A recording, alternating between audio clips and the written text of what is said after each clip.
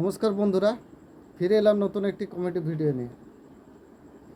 তো গল্পটি হলো, আমার প্রতিদিন রুটির সাথে দুধ খাওয়ার অভ্যেস আছে।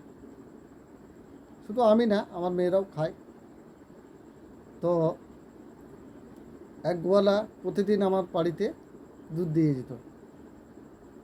তো দুধটা কিছুদিন খাওয়ার পর আমার কীরকম যেন মনে হলো যে দুধটা খুবই পাতলা, জল মেশানো আছে বলে।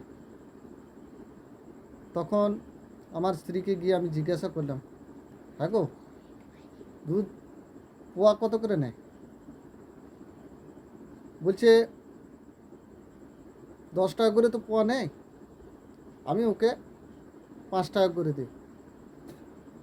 তারপর একদিন গোয়ালার সাথে আমার মুখোমুখি হয়ে যায়। তখন গোয়ালাকে আমি জিজ্ঞাসা করলাম, কী গো, তোমার দুধটা তো জল জল মনে হচ্ছে।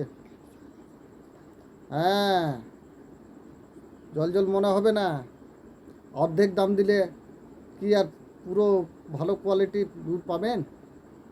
তখন আমি ওনাকে জিজ্ঞাসা করলাম যে কতটা পরিমাণে জল মেশাও? তখন গোয়ালাটি আমাকে বলল 50-50। তার মানে অর্ধেক জল আর অর্ধেক দুধ। হ্যাঁ,